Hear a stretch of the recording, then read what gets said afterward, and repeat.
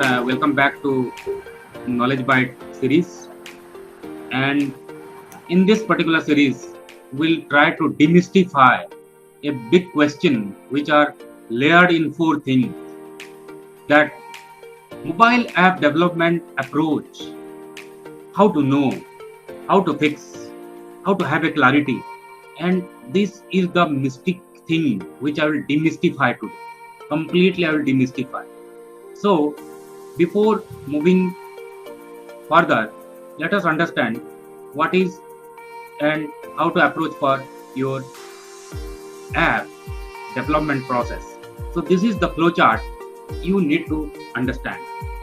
The first question will be, do you need a mobile app as cheaply as possible? Just as cheaply. Your central focus is cheap, not quality. And in my some of the other series, I said three things you have to know, that out of that two only you can choose. How fast you can create, how affordable you can make, and the last but not the least is the technology which you choose. So, do you need a mobile app as cheaply as possible? Yes. My answer is yes. Then, are hardware functions like camera, GPS a must? No. Come to this Ionic and these all software. What are these? That I will discuss it. Ionic, Apache Cordova, Visual Studio. This is for the Microsoft. And some of the company which they use by using this technology is Just Watch, NHS, and Airbus helicopter. And if your answer is no, or if this answer is yes, then it points to this point. Okay. So, do you need a mobile app as cheaply as possible? No. I'm not interested to make it cheap.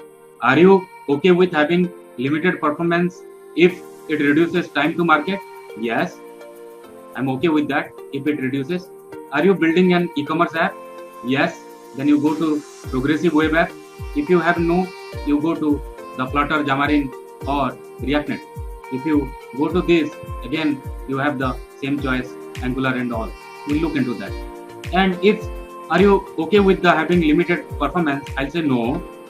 Are you ready to have two developer teams working on separate code base for each platform?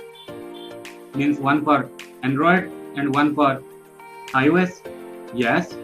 Then your cost will increase. If no, then you can go for Progressive Web App, because I'm not interested to have two developer teams. No, then it comes here. Are you building an e-commerce app? Yes. Then you use Progressive App. No, you can use cross-platform app like Flutter. So let us understand some of the examples. So if you use a cross-platform like Xamarin, Flutter, or React Native, then the biggest examples could be Reflectively, next Bloomberg, or Insightly. And if you talk about Angular or React or Polymer, then Flipkart, Forex, and AliExpress are the biggest example.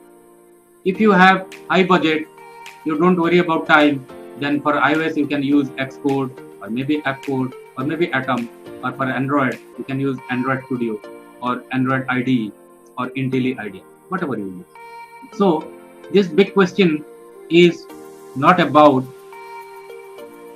how much time you have, how much budget you have, but exactly what is your end goal. Mobile app development approach comes through this whole process. That this logic which I have shown you, where answer is yes, again no, again yes, again no, just pause the video and watch it again, so that you can know what I said. But very complex thing nobody ever explained in whole YouTube, and this is the video I'm giving, where you can know the approach, how to choose one mobile app, and which technology, which type of platform, why which technology. Every answer is in this short small video. And once you find this interesting, definitely you can take the benefit. And any question you can, in YouTube you can comment, you can ping us, or you can have a beautiful comment and appreciate us. Thank you very much, and hope you enjoyed this video.